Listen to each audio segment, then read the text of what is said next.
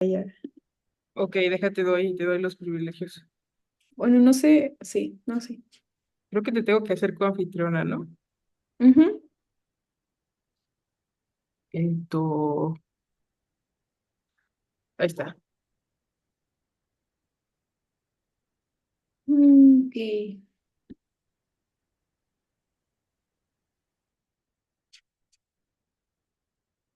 Mm, ok. Bueno, antes de compartir pantalla, ¿ya estás grabando? Ya, ¿verdad? Sí. Antes de compartir pantalla, quisiera como hacer una pequeña recapitulación de lo que vimos la semana antepasada, que bueno, eran como estamos en la segunda intempestiva, que es sobre la historia. Creo que el nombre completo es sobre la utilidad de la historia, maneras en las que la historia puede ser útil para la vida, algo así. Este, Sobre la utilidad y perjuicio de la historia para la vida. exacto, exacto, sí. Entonces, veíamos, gracias a la presentación de Demetrio, que había como la primera forma que identifica Nietzsche es la monumental, que es la que se enfoca en los grandes momentos y nos preguntábamos estas cosas sobre, bueno, vimos obviamente las ventajas y los perjuicios, perjuicios. Em, pero además también nos hacíamos como preguntas muy interesantes sobre eh, si se está refiriendo a quien hace historia o a quien lee la historia, quien hace uso de la historia como lector o como historiador, historia, historiográfico, no sé cómo, sí, como el que hace historia, ¿no? Y cómo es el historiador el que puede como decidir a través de su perspectiva cuáles son los grandes momentos. Y es interesante al menos pensar cómo Nietzsche ya está viendo, bueno, según esta lectura que proponía Rumi, que muy seguramente sea la correcta, eh, cómo, cómo Nietzsche está ya preguntándose sobre pues la naturaleza misma de la historia y el pasado, ¿no? Como cómo puede estar muy construido por la perspectiva de quien le está haciendo o de quien le escribe. Y bueno, en las siguientes partes, en el parágrafo 3 que fue el que me tocó, vienen los otros dos modos en que la historia nos puede ser útil. Y aquí empecé mi presentación, que me sentí como cuando daba clases. Ahora ya no estoy dando clases. Entonces, a ver, todavía no en mi pantalla, ¿verdad? Ahora no estoy dando clases, entonces como que extrañaba un poco preparar mi presentación. No sé si alguien quiere agregar algo hasta aquí, recordar algo que considere que sea importante o todo bien. Y yo creo que más bien te vamos interrumpiendo para que conforme vayan saliendo cosas. Vale, a ver, quiero como... Mm, Ah, está bien bonita tu presentación. Está temática. sí, gracias por valorarlo. Es que además sentí como muy lindo que justo tocara este tema hoy. O sea, a pesar de que pues se retrasó, creo que quedó como muy ad hoc con estas fechas, según yo en mi mente delusional. Bueno, entonces en la segunda consideración intempestiva, el tercer parágrafo, y estamos en Nietzsche sobre los modos de ver la historia. Entonces, sí, como les dije, ya pasamos por la monumental, ahora veremos la anticuaria y la crítica.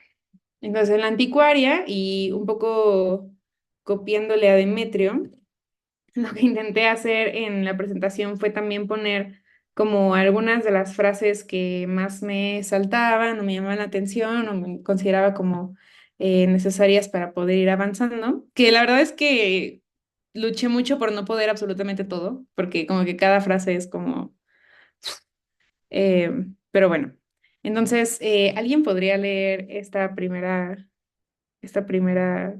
cita? Si quieren la leo. Sí. O Demetrio, perdón. Va, bueno. Anticuaria. La historia, por lo tanto, pertenece además a quien conserva y venera, a quien contempla con fidelidad y con amor el lugar del que viene y por el que es lo que es. Ok, gracias, Demetrio. Y ahora sí, muchas gracias por estar participativos. Este, Solo también ustedes saben que a veces cuando nadie lee es como, bueno, ¿a quién elijo? Entonces sí.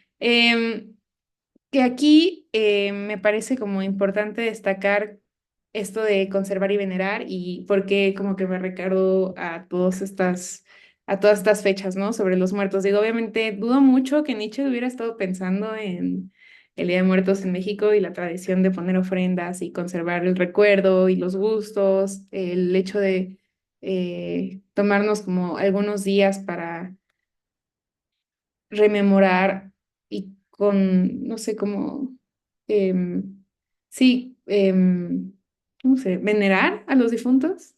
Pero a mí, pues me resonó mucho. Tal vez probablemente sea porque, pues, estamos en estas fechas, porque obviamente soy mexicana, pero creo que puede servir como un ejemplo, al menos en la parte como de las ventajas, ¿no? Como en las cosas lindas que son bastantes de este tipo de ver la historia, de este tipo de visión de la historia. Entonces, algo que menciona Nietzsche es que tiene que ver esta visión anticuaria de quien conserva y protege de manera cuidadosa la historia, los objetos de la historia, eh, es que tiene que ver con la piedad, como con un sentido de veneración hacia lo sagrado.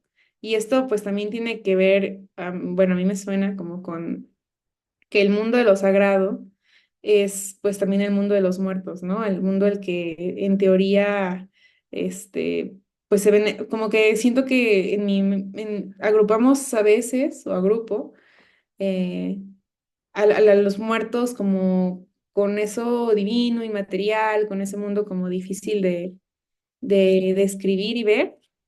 Em, pues me parece curioso porque que haga esta relación del pasado, o sea, de la veneración del pasado, de ciertos elementos del pasado, con algo que tiene que ver con lo divino, porque parece que no es necesariamente así como directa la relación.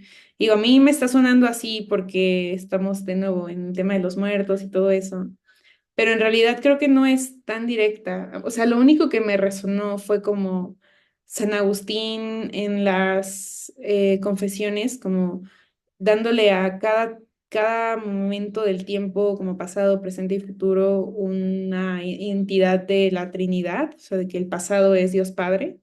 Y y ya, no sé, pero en realidad no es como que como que se me haga tan natural la conexión entre veneración por lo divino y veneración por el pasado. Sí, Rumi. No, no, pero en realidad, en realidad tienes un punto, porque uno de los historiadores en los que está pensando Nietzsche al hablar de la historia anticuaria es Niebuhr, ¿no? Y la relación con Ujú, Niebuhr es un poco extraña porque Niebuhr tiene un método de hacer historia que es la historia crítica, y obviamente es kantiano. Entonces, yo todavía no he acabado de determinar para mí misma si la historia crítica la sacó Nietzsche de Niebuhr o solamente se refiere a la historia anticuaria o un poco de todo, ¿no? Porque también habla de Niebuhr en la historia monumental.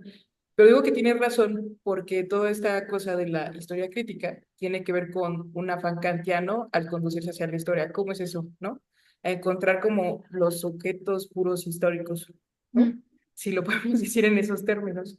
Entonces, tiene todo que ver con lo que estás mencionando, porque también es una cierta idea de mundo y una cierta ontología que pretende entender lo histórico también como lo dado, ¿no? En un sentido como terminado y no en un sentido dialéctico, como hacían los hegelianos, ¿no? Entonces ujú, creo que un poco tienes buenas pistas y vamos muy bien. Y sí va un poco por esto, o sea, yo no sé si Nietzsche estaría pensando en el Día de los Muertos, pero efectivamente estaba pensando en las festividades, ¿no? Habla de costumbres y sí. etcétera.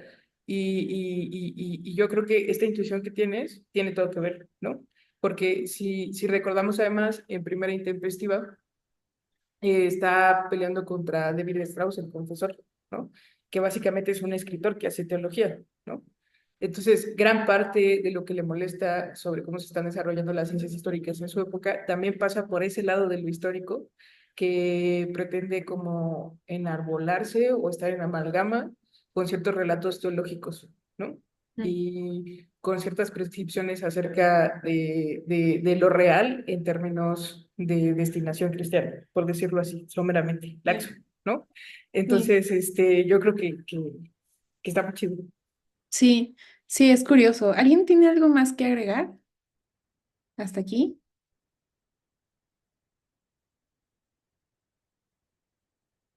Ok, Yo, Demetrio. ah, pues igual ah, por la conexión que está muy padre, lo del Día de Muertos, ¿no? O sea, yo no lo había leído así, sí, tiene todo el sentido, ¿no? Este, ah, estaba justamente, bueno, nada más como una anécdota, ¿no? Comentando el día de ayer, con unos amigos acerca de justamente lo que se está haciendo, pues ya como parte de la tradición del Día de Muertos.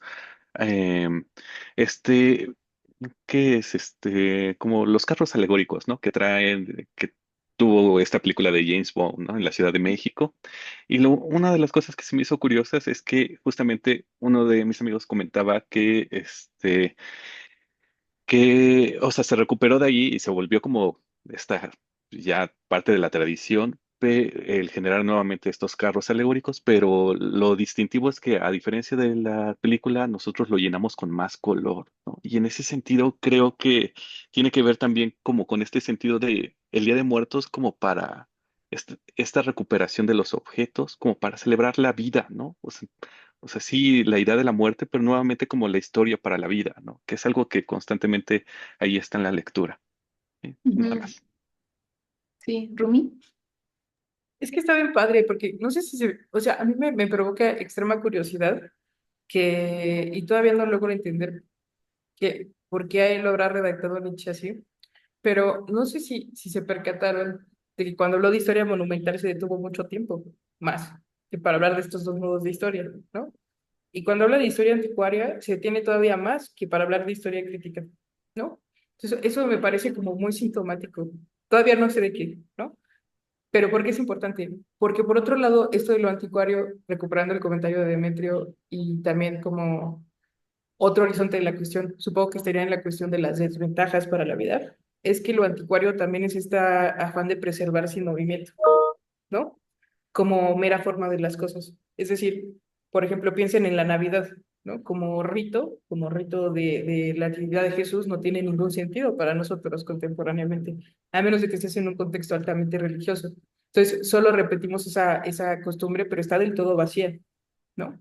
Entonces, también se está preguntando qué es este instinto de preservación en el peor de los sentidos, porque una de las hipótesis que tengo al respecto es que aquí ya empieza a notarse como una especie de resistencia con Schopenhauer.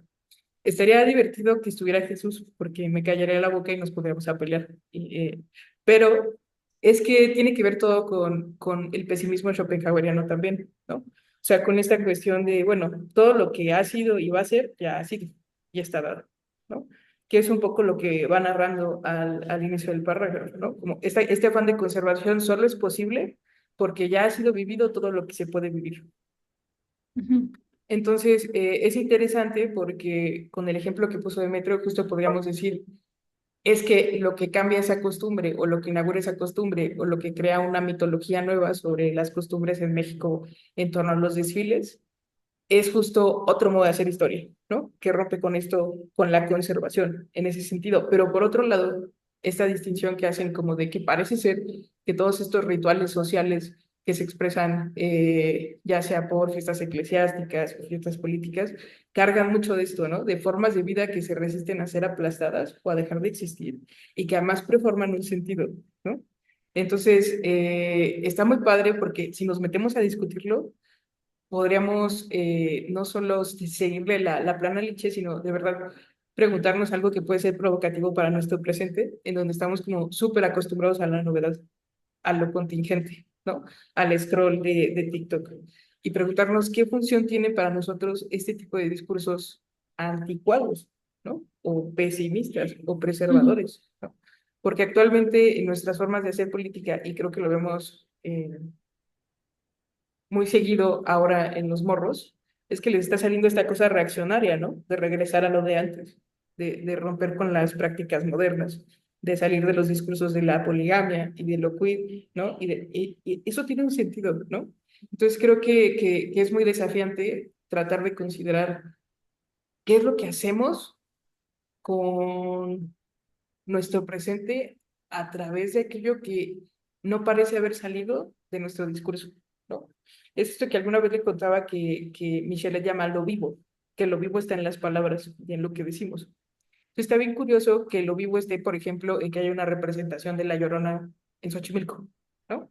Porque lo vivo está en la necesidad de reinsertar esa tradición. Entonces creo que esto podría dar claves de lecturas, por ejemplo, para leer el sentido de una fiesta como Día de Muertos en Xochimilco, donde tiene pues, una función mercantil y llegan los turistas y tal, de otro lado, ¿no? Desde el punto de vista de los individuos que conservan estas costumbres por otras razones. Entonces, Mm, como recuperación narrativa de las diferentes flechas que están constituyendo diferentes líneas de discurso, de pensamiento y de imagen, es algo como súper provocador, porque es algo que ya no queremos hacer. Nosotros ya no queremos ni conservar, ni preservar, ni pensar que hay cosas dadas, ¿no? Entonces, creo que por ese lado está interesante qué desafortunado que juega poco con ello, pero qué bueno que desde que empezó Elisa sale esto, es como ¿qué pedo con eso? ¿No? O sea, finalmente me parece muy sintomático que al mismo tiempo sea tan fácil identificar lo que Nietzsche nos quiere decir con este modo de historia y al mismo tiempo parezca como algo eh, problemático en sí mismo, ¿no? Y además, interesante, ahorita que nos diga Elisa, cómo esto va a jugar con la crítica, porque parece que con la crítica no hay ese tono. ujú. Sí, muchas gracias, Rumi. O sea, igual creo que como que yo leía todo esto como si Nietzsche estuviera escribiendo las ventajas o el lado bueno como como en pausa, o sea, como diciendo algunas cosas, porque eventualmente yo tengo esa impresión, como que se inclina más por las desventajas. O sea, no sé exactamente qué pasará en el corazón de Nietzsche, ¿no? No tengo idea. Pero bueno, si lo que está haciendo ahorita es como presentar las ventajas, desventajas, a mí me pareció que en este al menos como que sí veía las ventajitas, pero como que no sé, o sea, como que a mí se me hacía que solo lo estaba poniendo para tener algo con que enfrentarlo, pero que en el fondo, como que realmente lo que está mucho mejor, como, o lo veo más útil para la vida, es verlo de la forma contraria. Pero bueno, ahorita lo veremos un poco más adelante.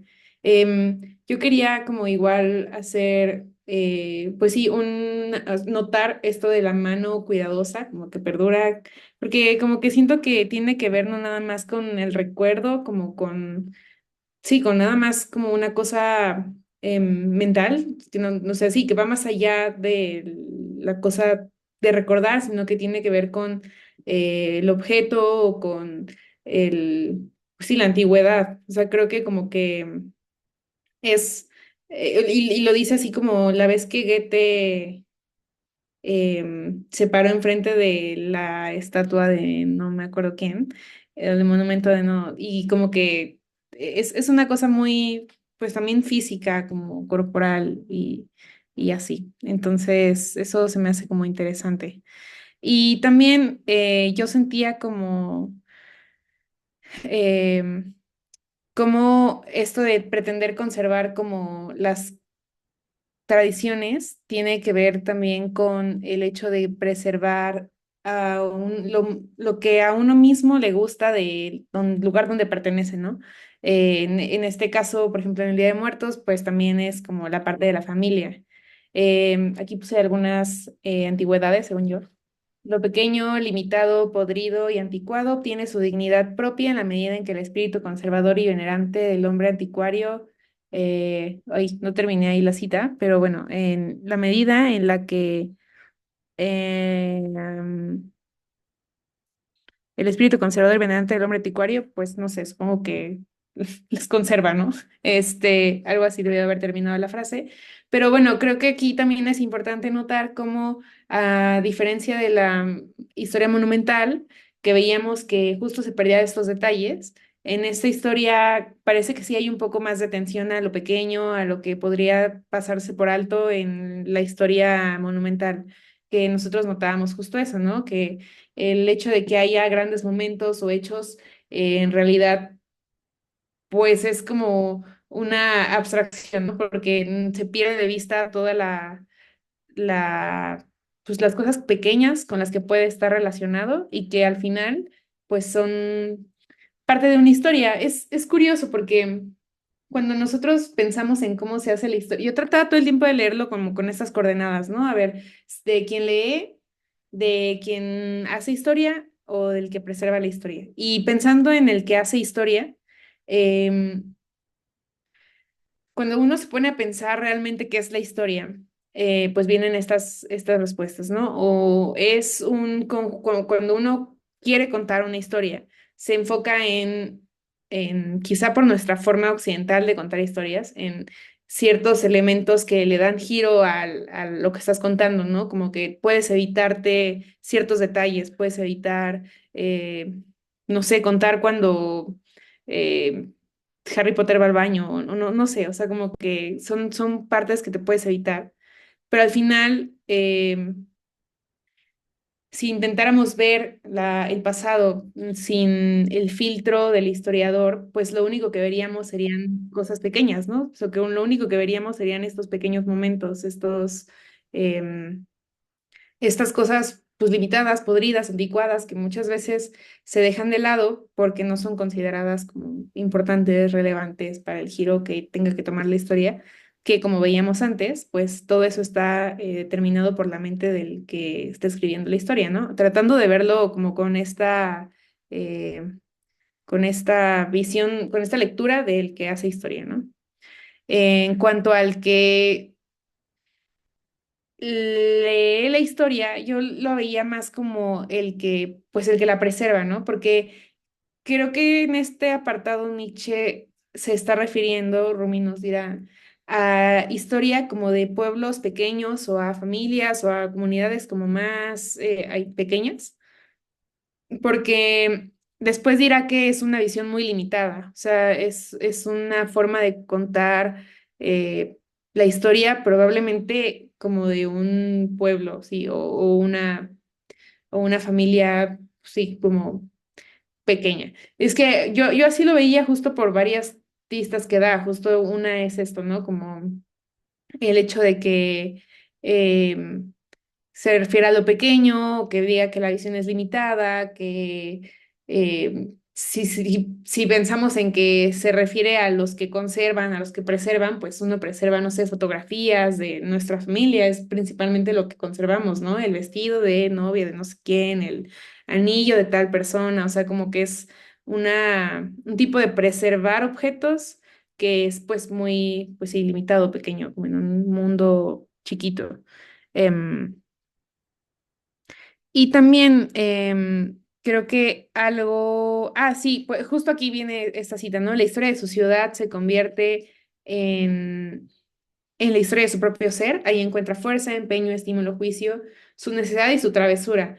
Que igual ahí me gustaría como entender a ustedes más bien que me comentaron ustedes que entendieron por su necedad y su travesura, porque bueno, entiendo lo de la fuerza, empeño, estímulo, juicio, pero su necesidad y su travesura, no sé, creo que aparte se está como adelantando un poco no, porque necedad me suena a algo negativo, ¿no? Y la travesura también, pero no sé.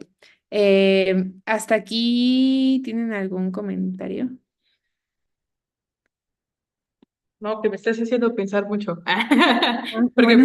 para mí la cuestión como que siempre la he tenido más o menos, según yo, clara, ¿no? Porque yo lo identificaba y el ejemplo que me sirve mucho pues, son los discursos de los abuelitos, ¿no?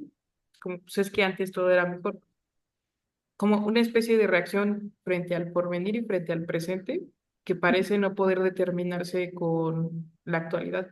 Pero así como lo estás planteando, es que tiene otra relevancia, ¿no? Porque te tuviste en palabras que yo no me había detenido y que en verdad dicen cosas.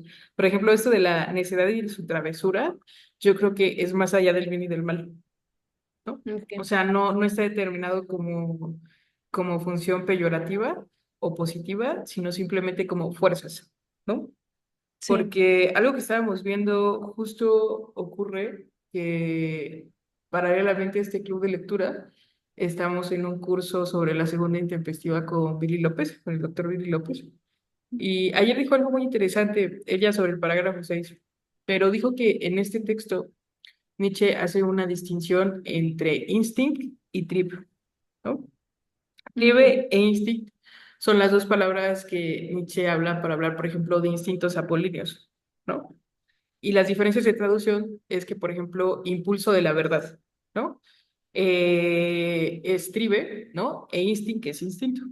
ujú, Y dice, bueno, parece ser, esta hipótesis se puede discutir, pero la menciono porque tiene que ver con lo que estabas diciendo, que el instinct es ese momento de la acción que viene más como de las determinaciones fisiológicas del hombre, del ser humano, ¿no? Y el tribe es cuando esto ya está historizado, culturizado, ¿no?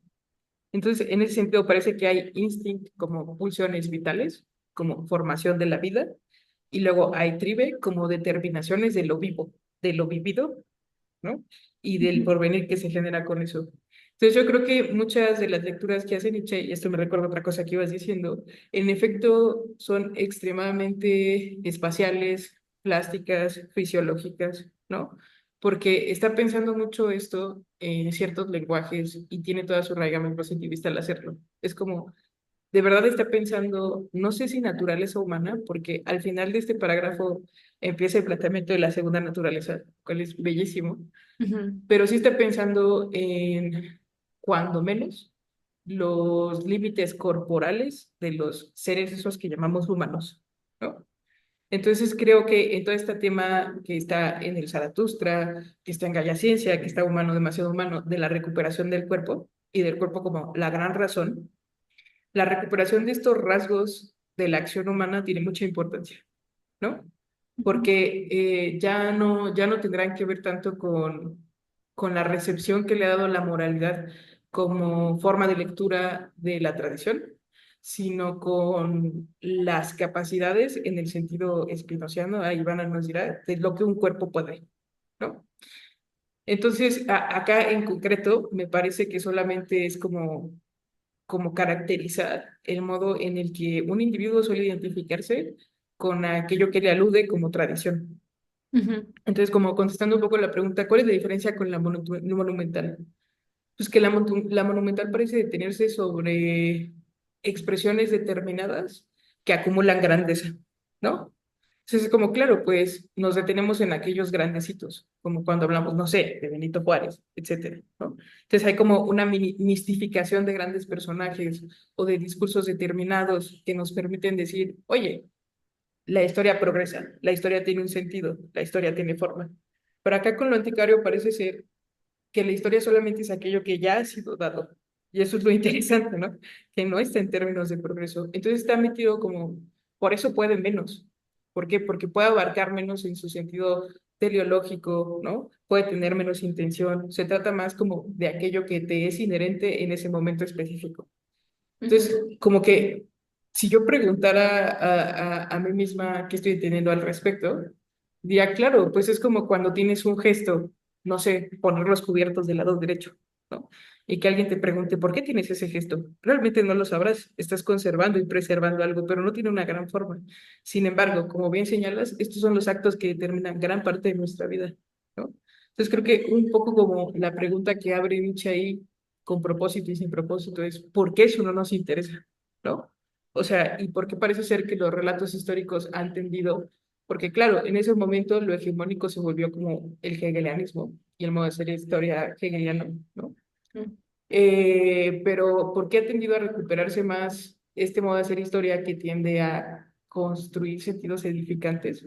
O este modo de hacer historia que sería el anticuario, ¿no? Que tiende a exaltar rasgos que parecen no tener un significado concreto, ¿no? Entonces, como que lo anticuario está, en efecto, en aquello que nos saluda inmediatamente, ¿no? En el por qué hacemos ciertas cosas con cierta costumbre y arraigados a ciertas creencias sin siquiera poder utilizar un discurso definido para decirlo, ¿no? Entonces, esto de la necesidad y la travesura, para cerrar, es como la necesidad y la travesura. Es como, ¿por qué persistimos en aquello que persistimos sin siquiera poder tener una determinación sobre qué es esa persistencia, ¿no? O de dónde vino o para dónde va. Entonces, me lo imagino más recuperando un poco la exposición de Demetrio como estas relatorías de historia discursiva, ¿no? Como oralidad en la tradición.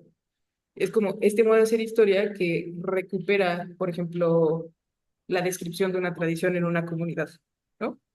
O que pretende describir el ordenamiento de una ciudad en términos puros, ¿no? Puros en el sentido kantiano, como de determinación dada que de hecho es así.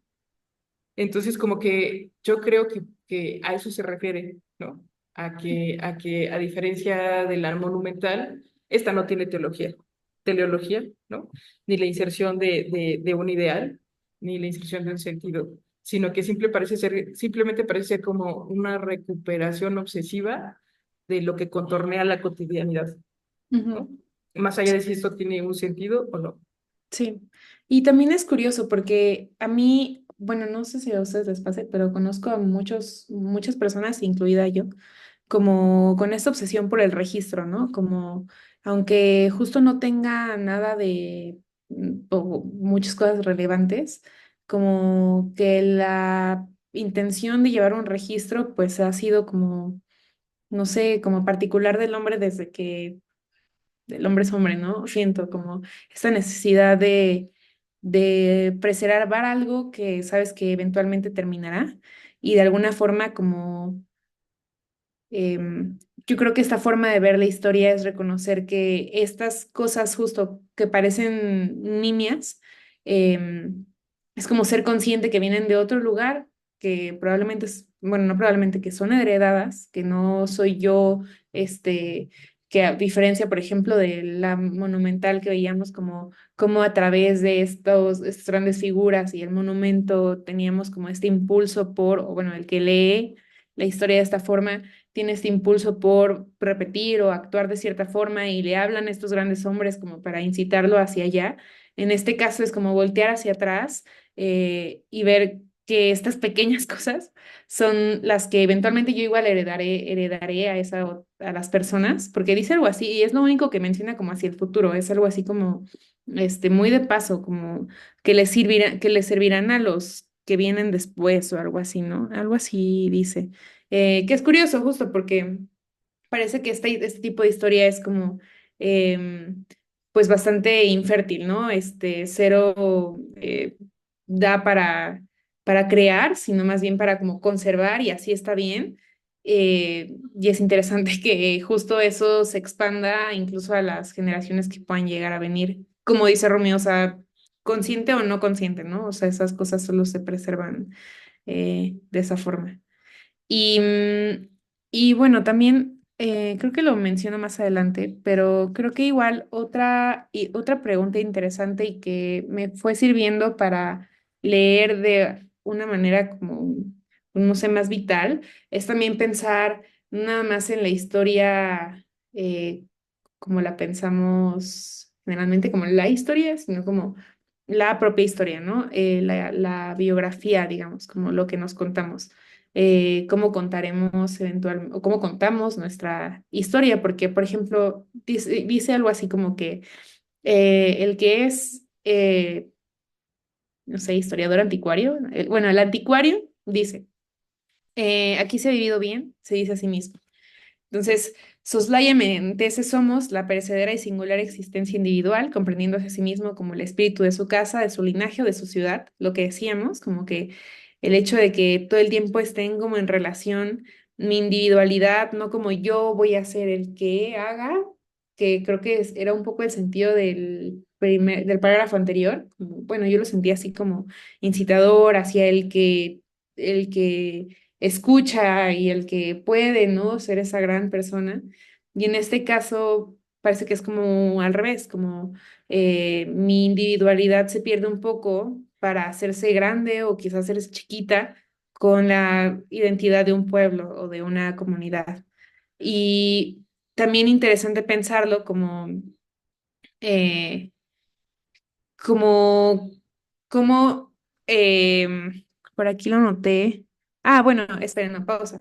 Aquí creo que está lo que yo decía en tanto a que yo siento que esta parte como de ventajas las decía como muy idílicas y en realidad, o no sé, a lo mejor yo muy sospechosa, pues se me prendían algunos focos rojos, ¿no? Por ejemplo, esto de aquí se ha vivido bien, pues parece que, pues no sé, o sea, un poco, y él lo dice también él, ¿no? Como en la incomprensión, pues no se dan cuenta eventualmente que hay algunas cosas que no están tan bien, ¿no? Que en realidad quizás están romantizando más de lo que deberían, están siendo más nostálgicos de lo que deberían, porque yo también pensaba como, bueno, ¿quién puede decir realmente aquí se ha vivido bien y hay que preservarlo? O sea, tendría que ser alguien sumamente privilegiado que realmente nació en una familia ya con todos sus traumas resueltos, ya con un nivel socioeconómico bien, y eso pensándolo como como el nivel individual, ¿no? Primero, como, bueno, ¿quién puede decir que ha tenido un pasado increíble y lo quiere preservar y guarda las fotos así como sin ver realmente esa otra parte, ¿no? Al menos hasta aquí, o sea, eventualmente Nietzsche discutirá los perjuicios, pero hasta aquí, pensando en cómo aquí se ha vivido bien y nos une al somos, eh, pensar cómo también se soslaya, o sea, como ese somos, entendiéndolo como en el individuo siendo en distintos momentos. em, ¿cómo puede ser em, que se vea así?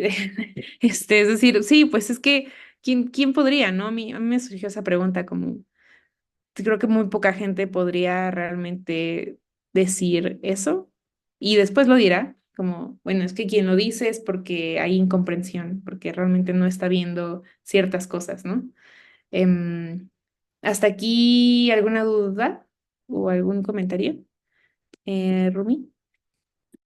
Me quedé pensando que quizá una de las cosas que se están viendo muy claramente aquí, por las prácticas que está anunciando Elisa, por lo que estamos diciendo, por lo que se está viendo, es que Nietzsche parece que se está concentrando en esto que siempre, quién sabe qué nos quieren decir cuando nos hablan de eso en Nietzsche, de la vitalidad, ¿no? O sea, porque parece que esto de lo anticuario tiene que ver con conservar, en efecto, ciertas formas de vida micro, ¿no? Mientras que la monumental tenía que ver con conservar ciertas narraciones funcionales que permiten generar ciertas formas de historia, ¿no? Es, por ejemplo, los proyectos de Estado-Nación, que esto tiene mucho sentido porque está criticando la Bildung alemana, ¿no? Entonces, el modo de hacer historia monumental tiene que ver con todos estos proyectos de construir identidades nacionales, ¿no? Que es algo por lo que, bueno, a la fecha cruzamos hoy en México, ¿no? Con todas estas cosas de López Obrador diciendo, no, pues es que hay que crear valores porque la gente ya no tiene valores y narraciones, ¿no? Y todo el discurso de la 4T, que pues es una relectura de la historia y tal. Bueno, eso pretende preservar no formas de vida individuales, sino un discurso que produce un estilo de vida concreto, ¿no? Pero parece ser que acá en lo anticuario, en efecto, lo que se quiere conservar son formas de vidas individuales que no necesariamente pretenden edificarse como nada en concreto, ¿no? Y aquí es donde la vitalidad se nos pela, porque la cosa es, parece que la vida quiere conservarse a sí misma en su acción, ¿no? Incluso cuando ha dejado de ser presente. Porque eso es sí, en efecto, ese somos quienes somos, ¿no? Porque, por ejemplo, este tipo de visión, cuando alguien te dice, era mejor antes, un abuelito, ¿no? Y luego lo pones a discutir acerca de las determinaciones que configuraron su experiencia. Me recuerdo una plática con mi tía abuela. Mi tía abuela tiene 87 años. Entonces ya estábamos hablando de feminismo. Y pues yo le digo, oye, pues es que tú no has considerado que está como bien violento, que las mujeres no puedan estar, por ejemplo, en un espacio a solas con cualquier tipo de hombre, porque entonces sucede violencia y tal. Me dijo algo así que me dejó volando la cabeza, porque me dijo, no, es que eso ha pasado siempre, pero lo que nos hacía fuertes es que tú sabías que tú no debías estar en el mismo cuarto que tu primo. ¡a la verga! ¿No? O sea, y yo, ¿qué? ¿What the Foucault? ¿Qué acaba de decir? ¿No? Entonces es como, claro, dentro de las experiencias que le dio su vitalidad, que le procuraron ciertas alegrías, ella aprendió a naturalizar un cierto orden de la vida que le permitió conservarse y sobrevivir y persistir y actuar en la vida. Y que solo por la eficacia que eso tuvo, eficacia entre comillas, para sostenerlo dentro de sus determinaciones, asume como la forma de vida, ¿no? Entonces, ¿su valor cuál es? Lo que hace una mujer fuerte y digna es saber que no tiene que estar en un cuarto con el primo, poca, ¿no?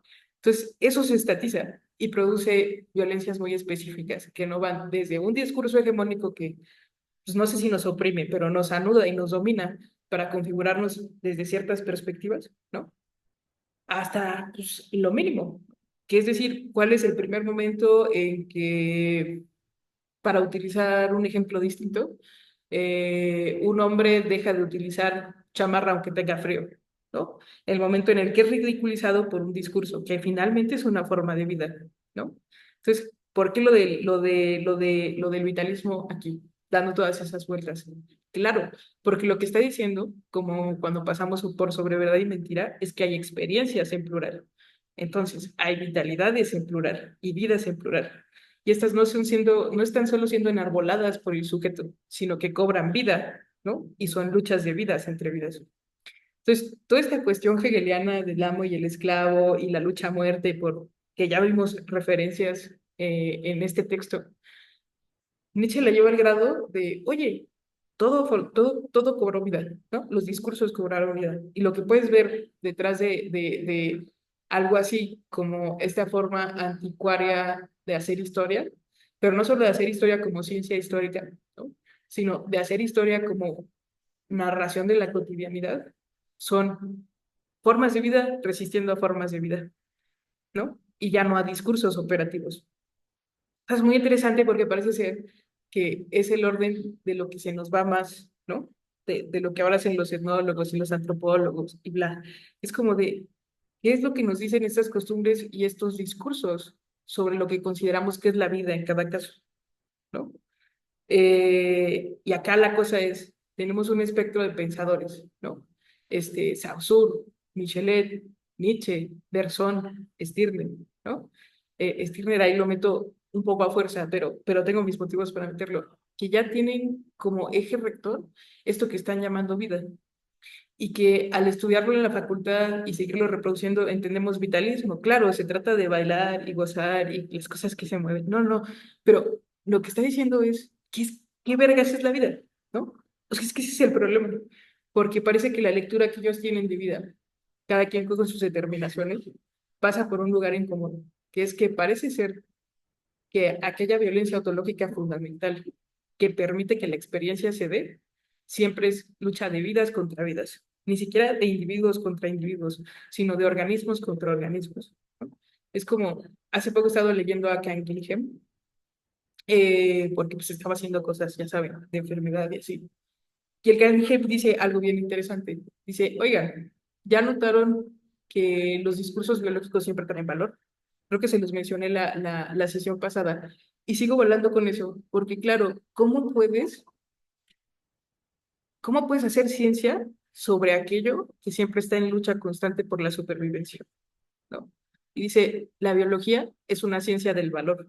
Nunca se puede dejar de hacer valor en biología, ¿no? Pero lo muy interesante es que la contemporaneidad se volvió una era biológica de los discursos biológicos, de las ciencias médicas. Y es por esto que estos señores andaban pensando, ¿no? ¿Cómo es que la vida no se puede pensar como un eje en donde ocurre la fuerza individual de la racionalidad y las abstracciones, sino parece que siempre hay cosas en lucha, ¿no? Y que esas cosas ya no son solo personas, ya no son solo animales contra el hombre, sino discursos. Y discursos que han sido insertados a través de cosas tan mínimas como el modo en el que te sientas en el metro, ¿no? Para que no te vean las piernas.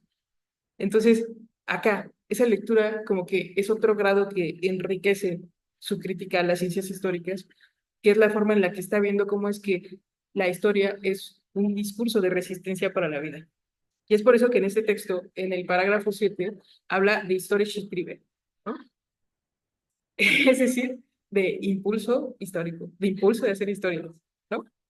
Entonces es como, what the fuck? O sea, ya ven, otra vez, ¿no? Está diciendo que hasta cierto punto la historia está entre esas determinaciones de la fuerza plástica que están ahí para que no solo para que podamos hacer experiencia, sino para que podamos liberar la experiencia, pero más allá de eso, podría pensarse como que el sujeto tiene una agencia para dar forma a la vida, ¿no? Entonces, esto del somos que acaba de mencionar Elisa tiene como mucho hilo de dónde jalar, porque es como, en efecto, se nos pasa por completo qué es ese somos, ¿no? Y lo podemos ver, por ejemplo, con nuestros privilegios, ¿no? Con nuestras luchas, oye, si tú vives en un barrio peligroso de Naucalpan o vives en Satélite, ¿no? Vas a tener experiencias muy diferentes sobre cómo han sido las cosas y sobre lo que las cosas son, ¿no? Entonces, una de las cosas por las que yo les digo que esto puede tener que ver con Schopenhauer es por este afán de Schopenhauer de dar la vida por hecho, ¿no? Y de decir, bueno, esto ya fue, esto ya pasó, todo está bien chafa, ¿no? Que es el vicio de la historia anticuaria. O sea, finalmente, si tú no puedes volver a conectar con el presente, donde, ¿qué es eso? Les voy a pasar una ponencia que ojalá les guste y les dé tiempo de leerla porque lo hice con mucho cariño, pero justo discutí esta cuestión, que no es lo mismo la vida que lo vivo, ¿sí? Es como, eso es lo sumamente interesante. La lectura que está haciendo Nietzsche de la vida es, la historia no está en lo pasado ni en el pasado, ¿no? Sino, es decir, más bien, no está en el pasado, sino en lo pasado porque es lo que está vivo, ¿no? Es lo que está, ¿saben? Entonces, es decir, claro, no es la vida como sustancia, ¿no? Como discurso, sino lo vivo. ¿Y qué es lo vivo? ¿No? Lo que está en la historia del lenguaje, por eso hace genealogía. O sea, es decir, ¿qué es la genealogía sino una lectura de lo vivo? Para hablar de lesianamente es como de lo que persiste, de lo que insiste. A mí Deleuze no me gusta, pero en eso tiene razón. Es como, claro, parece ser que la vuelta de tuerca del siglo XIX hacia el siglo XX con respecto al tema de lo histórico tiene que ver todo con cómo estamos configurando toda otra ontología sobre la vida, ¿no? Y sobre cómo estamos captando que parece ser que aquello que está vivo no necesariamente es la vida ni los vivos, ¿no? Sino lo que se sostiene en muchas formas, en múltiples discursos. Entonces, como que hay que enfatizar mucho al leer este texto esa parte, ¿no? Que se está configurando, si les gusta Nietzsche, como para seguir con Nietzsche, aquí se está viendo preliminarmente cómo es que podríamos leer la vida de Nietzsche, pero además que sin entender esa cuestión, el texto se nos queda corto, ¿no? Porque realmente, imagínense qué importante es poder compararnos esta imagen del mundo en donde el discurso de la abuelita resiste al discurso del nieto millennial el nieto centennial que viene aquí disfrazado a la facultad, ¿no? O sea, se están jugando una serie de determinaciones en donde no solo descubrimos una ontología, sino ontologías que están construyendo nuestra cotidianidad, ¿no? Entonces, bueno, les decía todo esto porque es una clave de lectura, en efecto, entender la vida como aquello que tiene que ser separado en su unidad sustantiva y entenderse como lo vivo en lucha, lo vivo en muchas formas, ¿no? Entonces, ¿qué es la vida como generalidad para este tipo de autores? Pues esa forma en la que abstraemos ese contenido de muchas vidas, dándose forma, ¿no? Y que muchas veces queda como súper dictado a los discursos edificantes, en el caso de la filosofía alemana, que es la que está criticando a Nietzsche, pero también queda estratificado en los discursos conservadores que pretenden reducir el sentido de la vida a una costumbre. Entonces es como interesante porque ahí es donde se ve que en realidad, como decía Lisa, está siendo un poco más negativo que positivo, pero a la vez no, porque lo que ocurre es tu lectura de la vida es lo que te impide observar estas cosas como estrategias vitales, ¿no? Porque si tú las observaras como estrategias vitales, entendiendo que estás en una infinidad de determinaciones vitales, es muy diferente a considerar que hay un sentido unánime. ¿para qué nos serviría la historia anticuaria en un sentido práctico real? Pues es lo que hacen en efecto, por eso se los mencioné, los antropólogos, los etnógrafos, ¿no? O sea, voy a rescatar una costumbre y voy a tratar de observaciones en sus determinaciones, voy a tratar de observarla en sus determinaciones materiales reales y explicar ese fenómeno dentro de un contexto específico que le da luz a muchas cosas que puedo criticar, ¿no? Entonces, ahí ya como que la puedes utilizar como intervención que permite rumiar un problema, es decir, hacerle una genealogía, ¿no? Y ya no como algo fijo. Entonces, como que si ustedes lo ven, tiene la ventaja de que en un sentido mucho más mínimo, y aquí mínimo no tiene una mala connotación, porque acuérdense que Nietzsche es el filósofo de adiós a la profundidad, ¿no? Es como, no, no, no, toda esta lógica de la profundidad y del conocimiento acabado, creo que un poco está jugando también con eso, es como, pero en lo mínimo está lo interesante, ¿no? O sea, lo que yo les preguntaría es como creo que lo que está detectando Nietzsche es por qué ese afán en prescindir de aquello que finalmente parece ser lo que nos da una identidad personal. Piensen en, y con esto acabo, la filosofía de la historia de Kant, ¿no? Nunca, o sea, nunca se me va a olvidar esa parte en donde el Kant dice que tú como sujeto puedes tener como tu opinión privada, ¿no? Y luego puedes tener como tu opinión hacia afuera, y que entonces hacia afuera, para los demás, en el sentido social, en torno a tu deber como ciudadano, ¿no? Tú no puedes emitir cualquier cosa, ¿no? Sino que estás obligado a seguir como una cierta agenda que está determinada por eso. Es justo este pedo, ¿no? Es así como, claro, o sea, es que todo el tiempo nos estamos subordinando a discursos efectivos que han sido como procurados para que tengamos orden social, ¿no? Y sin embargo, parece que eso no logra captar lo que la vida es en su esencia. Y además esto cotidianamente lo vivimos como una ambivalencia y como una separación del yo, ¿no? Como si hubiera versiones de nosotros que piensan y determinan diferentes cosas y que además tenemos diferentes actitudes para diferentes espacios. Pero ¿qué es lo que está provocando que eso suceda como sucede por sí mismo, ¿no? Entonces es como, claro, ¿qué es lo que hace que a pesar de que tenemos un salón con 50 alumnos, dentro de los cuales 50 son mujeres, 50 son hombres, bueno, más, porque aquí siempre hay más hombres, ¿no? 70 son hombres y 30 mujeres, ¿no? Y escuchen discursos feministas y tal, y los discutan y digan, sí, compañera, soy aliada de, ¿no? Y luego en su casa, con su relación, hagan todo tipo de violencias machistas. Es esta degradación de la vida, ¿no? Porque puedes decir, bueno, pero es que el Temach tiene un poquito de razón, ¿no? Porque si yo me voy como a mi cotidianidad individual, por algo ha resistido ese discurso, ¿no? Entonces, si lo queremos ver en otro ejemplo más efectivo, podemos verlo como la diferencia entre un discurso estatal de tolerancia, ¿no? De subordinación a la paz social, de los letreritos del metro y de CEU o de y esos de tienes valores o te vale, ¿no?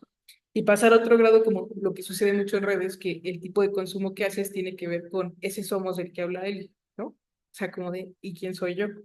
Entonces parece que en este grado del anticuario se está jugando el grado de la identidad personal y la identidad comunitaria en un rango mucho más chiquito, ¿no? Creo que llevado más lejos, y en esto no soy especialista, se podría discutir incluso nociones como Estado, ¿no? Como gubernamentalidad, y por eso se habrá ido por esos lados los que leyeron a Nietzsche, como Foucault, porque también se trata de cómo estamos entendiendo la forma en la que hacemos sociedad y en la que hacemos cultura, ¿no? Y la tensión que eso siempre tiene con lo que Freud llama el malestar de la cultura. No por nada, genealogía de la moral, que ya está siendo performada en este texto, pues es una lectura de ese malestar, ¿no? O sea, de cómo lo individual está siendo totalmente cooptado por lo colectivo y al mismo tiempo se resiste. Y otra vez, la vida, ¿no? Vidas que resisten a vidas. Y en ese sentido, discursos y narrativas estéticas que resisten a estéticas. Entonces yo creo que aquí una lectura posible, permisible, pero habrá cosas que revisar, es justo esa, ¿no? Como que en la monumental se está jugando la noción de colectividad y en la anticuaria se está jugando la noción de individualidad, aunque claro, pues tiene alcances que hay que delimitar mejor. Wow, qué bueno que se quedó grabado porque siento que me está haciendo como indigestión en el cerebro. O sea, como que no lo había pensado para nada con el tema de la vida y creo que sí es como súper enriquecedor que metas esta coordenada. ¿Alguien tiene algo que quiera decir antes de que sí, Demetrio? Yo, dos cosas. Bueno, aprovechando lo que dijo Rumi, por cierto, así, súper chida tu playera, Rumi. Y, y bueno, bueno, esa era una. Y la otra es que, o sea, lo de las estrategias vitales, así, recuperando lo de la discusión anterior, ¿no? Acerca de si Nietzsche está hablando sobre el historiador, el que hace historia, o el lector, ¿no? Y estábamos hablando la sesión pasada acerca de, bueno, de manera espinosista, ¿no? De estas pasiones tristes, ¿no? Que de repente la historia monumental nos causa, ¿no? Y cómo recuperamos la historia, las biografías de los filósofos y cómo a su corta edad hicieron tal y tal cosa, ¿no? Y justamente creo que este sería como un poco ese antídoto, ¿no? Esta historia anticuaria, ¿no? En donde, viéndolo desde el punto de vista del lector, quien puede hacer historia, o sea, puede generarnos pasiones tristes, el hecho de no estar haciendo como esas grandes acciones, ¿no? En nuestro ámbito, y es recuperar como, hay un fragmento en donde dice Nietzsche, ¿no? Es como aquella persona que vive entre los pantanos, ¿no? O que vive en una casita, en una choza y dice, he vivido bien, ¿no? Y entonces, y recuperar como que esos pequeños, no sé, pienso yo que en nuestra cotidianidad, ¿no? No tenemos como esas grandes acciones, ¿no? De esos monumentos que fueron aquellos filósofos, pero nos conocemos entre nosotros, ¿no? Y tenemos como, aquí la presentación de Lisa, ¿no? O sea, como estos pequeños detalles que podríamos nosotros recuperar en el video de YouTube, ¿no? En nuestro anticuario, ¿no? Pero que van formando como una pequeña historia, ¿no? Que sirve para la vida, ¿no? Para decir que esto se ha vivido, ¿no? Y se ha vivido, y ese somos, ¿no? En pequeño, ¿no? Ya no monumental, no estatal, ¿no? Y nada más. Como esa estrategia vital. Creo que está súper padre.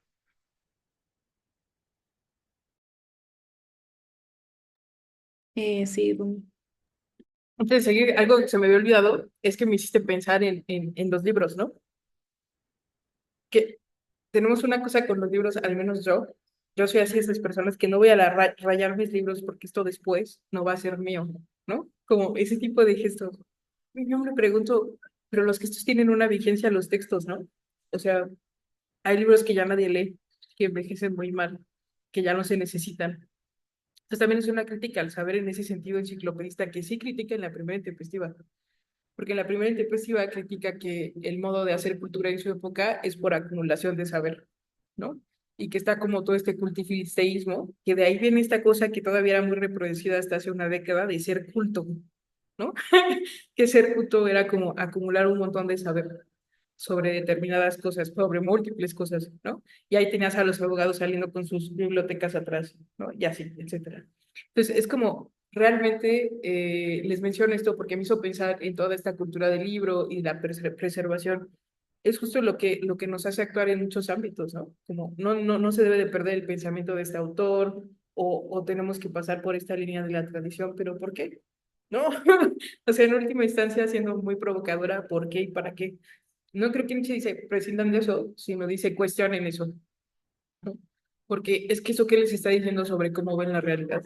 Esa es la pregunta que está en el fondo, ¿no? ¿Por qué tendría que preservarse? Si la vida es algo que cambia y que está en acción constante, ¿por qué tendría que estar preservado? ¿Y por qué ese instinto de conservar? Ahora, otra cuestión interesante es si esto es antropológico, que muchos leen antropológicamente a Nietzsche o no, pero eso ya lo dejo después, ¿no? Porque lo va a seguir problematizando. Pero les quería decir esto porque en nuestra labor como humanistas incluso tenemos mucho este sesgo conservador y preservador, ¿no? O sea, como que somos muy así, tenemos ese genio maligno del conservar. Y está bien interesante también leerlo desde ese lugar y esta cosa que dijo él como de la recepción y de la lectura y del historiador que han continuado, o sea, no saben, eso sí a mí me ha dejado volando porque ni lo había pensado, ¿no? O sea, yo con mi cosa abstracta ontológica, fue así como, no, la perfecta teoría y bla. Pero claro, me puede pensar, en serio aquí también hay un problema de cómo se recibe la historia, cómo se comunica, cómo transita, ¿no? ¿Por qué vías? ¿Qué entendemos como historia y qué no? Porque, por ejemplo, al discutir con ustedes me he dado cuenta que nosotros, al menos como generación o en nuestra época, entendemos historia como una conducta plenamente hermenéutica del texto, ¿no? Pero pues la historia era oral. Entonces, esta cuestión que han estado resaltando es como, claro, ahí hay un tema también así por deshilachar, solo como dejando anotaciones para quien las quiera tomar. Es como, no mames, tiene un chingo que ver quién está recibiendo la historia y cómo, ¿no? Y cómo está siendo contada y bajo qué artefactos, qué tecnologías, a través de qué voces. Entonces, esta lectura que estaba tratando de hacer Eli, que deberías de seguirla, ¿no? Como quizá estas formas de historia también nos están narrando diferentes posiciones fenomenológicas para captar la historia. Es algo muy provocador y que yo creo que cabe, ¿no? Wow, sí, muchas gracias, Romy. Sí, no está cañón mi comentario.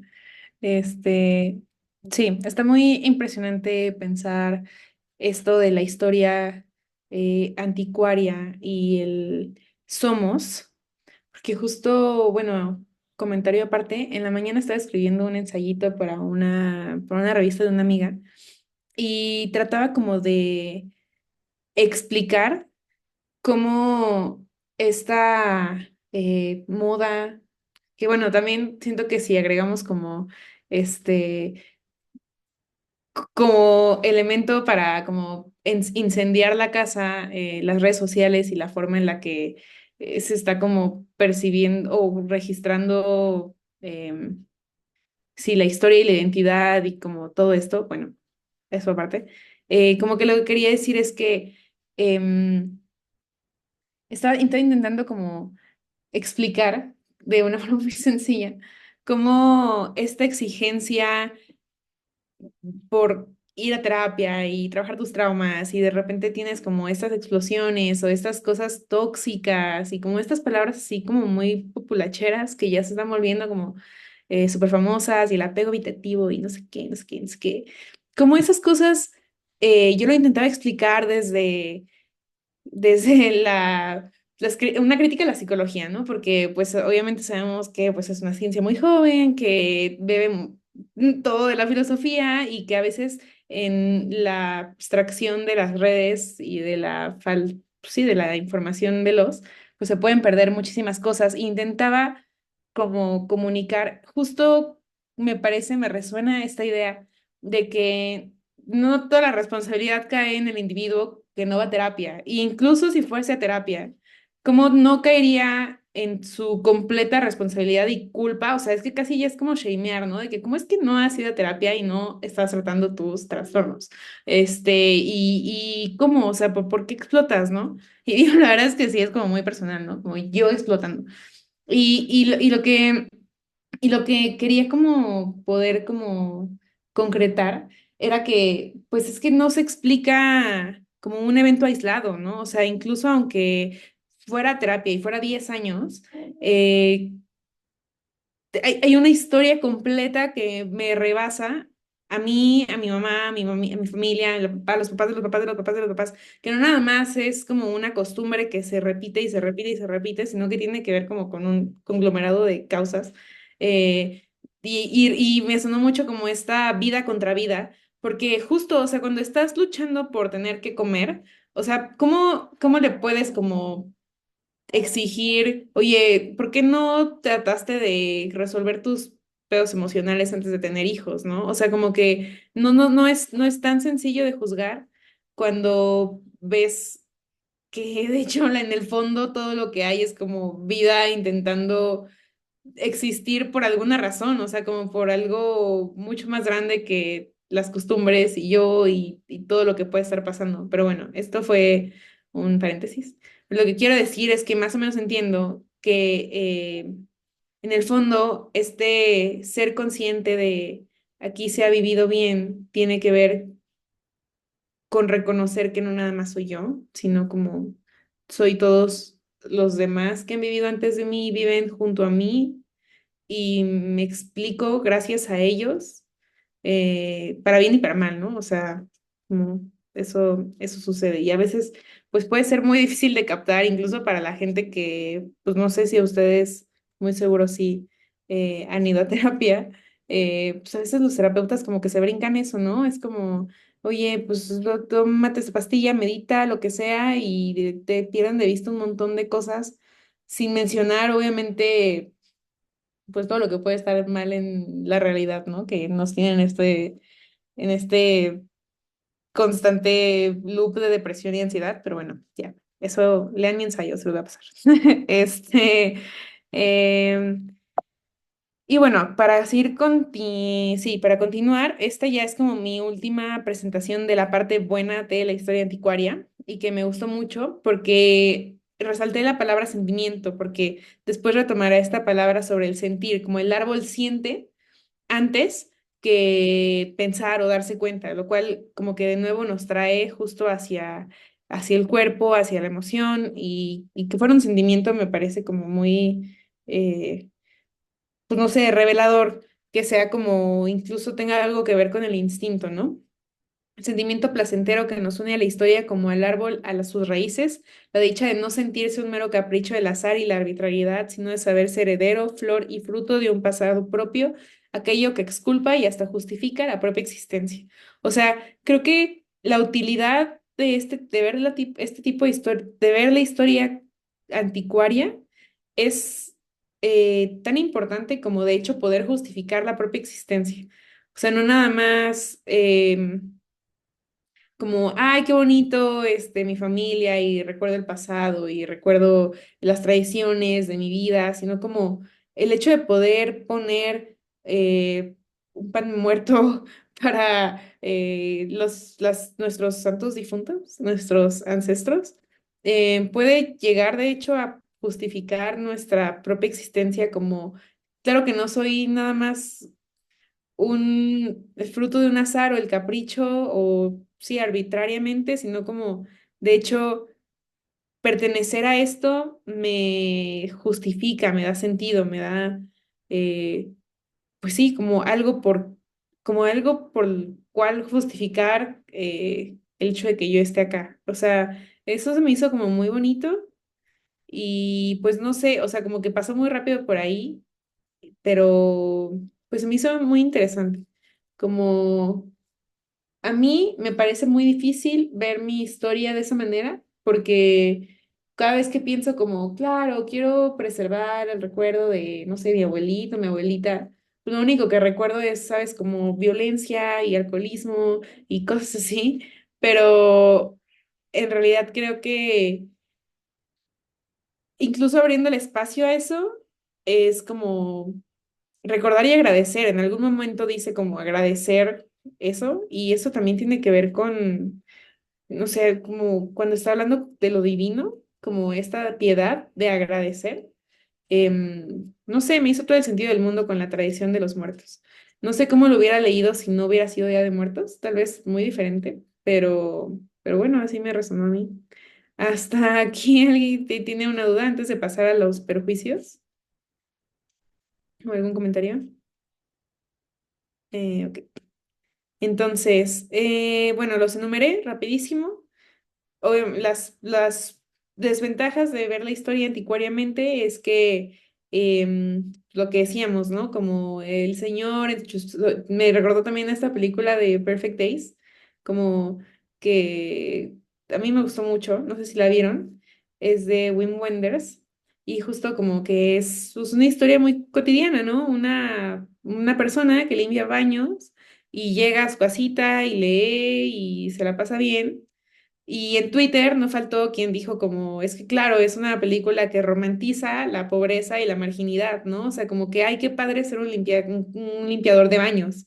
Y justo creo que un poco es así, ¿no? Como el hecho de que por romantizar demasiado tu cotidianidad y tu vida y tus tradiciones, pierdas de vista que vives en condiciones miserables y que pues de hecho, em, pues hay cosas que de hecho no están tan bien, ¿no?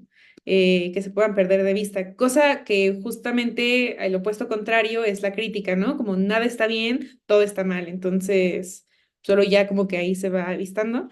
Luego sigue con esta metáfora del árbol que me encantó. El árbol antes que verlas, siente sus raíces. Por eso la visión del árbol es limitada, como respecto a sus raíces y hacia el bosque. O sea, como el hecho de que de nuevo sea como una visión muy limitada, porque justo a ver, si yo me pongo a pensar en las cosas que puedo preservar o que he estado preservando, por ejemplo, en este caso como el recuerdo o que a mi abuelito le gustaba tal o cual cosa, y esta estoy pensando en comprarle su pulque porque le gustaba el pulque, o sea, como esta visión es completamente, pues sí, limitada porque no se alcanza a ver todas las partes horribles que a lo mejor chance por el pulque se murió, ¿no? O eso en cuanto a las raíces. Y hacia afuera, que tampoco tiene como una visión con, o sea, otras tradiciones con las cuales comparar, como para poder decir la mía es mejor o esto está bien o esto está mal, porque es lo único que ha conocido y lo único que quiere preservar, porque no tiene punto de comparación. Luego, la tercera es que todo lo que no está bajo la visión de lo antiguo cae en el repudio y la enemistad, que creo que esta es la que ha estado como surgiendo ya anteriormente y que como bien mencionaban, siento que es algo que le pasa mucho a la academia, como el hecho de que veamos solo como a los grandes filósofos, digo, estoy regresando hacia la visión monumental, pero también como el hecho de decir, bueno, es que antes se hacía mejor, antes se hacía de esta manera y ahora ya, ay, Me alegra que pensemos igual. Siri se despertó. Gracias, Siri. Siri es nietzscheana al parecer. Bueno, el punto es que sí, pues hay un repudio hacia el presente, pero también hacia el futuro, y esto hace que el impulso por crear pues sea infértil, que no haya como esta necesidad de cambiar las cosas o de mejorar o de buscar algo nuevo, porque nos gusta tanto el pasado que así queremos que se quede. Entonces, eso pues obviamente tiene todo de lo de malo que quieran. Sí, Rumi. Nada más rápido, que a esto justo se refería Nietzsche cuando nos metió esa cosa de lo ahistórico y lo histórico. Lo del ahistórico es justo hacia donde se invoca el vicio, los vicios del anticuario, porque acaba por no ser posible la historia en tanto que la experiencia es una cosa que parece que puede ser dada siempre de una manera. Entonces, el punto de vista suprahistórico es el punto de vista de la historia monumental, porque te sitúas como por fuera de la historia y le das una determinación, ¿no? Y el punto de vista ahistórico puede ser en muchos momentos el anticuario, ¿no? Porque no permite, ¿qué es hacer historia? Conectar contextos con contextos, ¿no? Entonces, esto que dice de que siente sus raíces pero no las ve, es justo eso. Es como tú estás actuando porque sientes esas actividades en ti, esas formas, pero realmente no las ves, no las conoces, no las determinas, no puedes hacer historias de ellas, no las puedes contextualizar, solo te habitan, ¿no? Entonces, lo ahistórico, sí, también es lo que se sale del contexto de historia como resistencia, que también tiene ese uso y lo va a decir después, y también apunta a eso, porque por eso el modo artístico de historia, que es la genealogía, pretende construir experiencias un unzaigemeses, o sea, destemporales, salidas de la unidad de la temporalidad, pero también lo ahistórico es lo que no puede hacer historia, ¿no? Entonces, eso es interesante porque aquí parece que hay una tensión en donde lo histórico sí es importante. Creo que por eso el título es muy bueno. Bueno, pues dice ventajas y desventajas, porque no se puede deshacer de lo histórico. Entonces, creo que una forma de lectura también cuestionable y discutible es que esto puede ser entendido como histórico en cierto punto, ¿no? Como que bloquea la historia para darse como una lectura de contextos y la hace aparecer como un mito, ¿no? Mito en el peor de los sentidos. Entonces es como, claro, podría decirse que es histórico porque reconoce el paso del tiempo dentro de cierto régimen, pero al mismo tiempo es ahistórico porque lo saca de los contextos. Entonces, es una buena oportunidad para decir que lo muy bonito de este texto, pero yo creo de todo de Nietzsche, es que esto en efecto no se puede leer en una sola unidad. Parece que lo ahistórico, lo suprahistórico y lo histórico están cruzando por diferentes momentos de estas lecturas que hace, ¿no? Y que solo en ciertas instantáneas, que son como aristas del problema, parece que en sus vicios, en sus hipertrofias, y en sus abusos es donde empiezan a adquirir ciertos caracteres. Sí, y también interesante pensarlo como a nivel individual, ¿no? El hecho de que no quieras cambiar porque siempre se ha hecho así, siempre lo has hecho así, o que te atraviesen estas cosas sin que te hagas consciente de por qué o para qué, ¿no? Em, bueno, y el cuarto es cuando cobra demasiado poder y sofoca otras formas de ver el pasado, solo entiende la preservación de la vida, no es su creación. Bueno, tiene que ver con lo anterior. La historia anticuaria obstruye la firme decisión por lo nuevo, paraliza el hombre de acción que ha de violar las tradiciones, que dice como que ha de violar y siempre violará las tradiciones, que bueno, ya se ve que tiene que ver con la monumental, pero también con la crítica. Respecto a esto, ¿alguien tiene otra duda o comentario?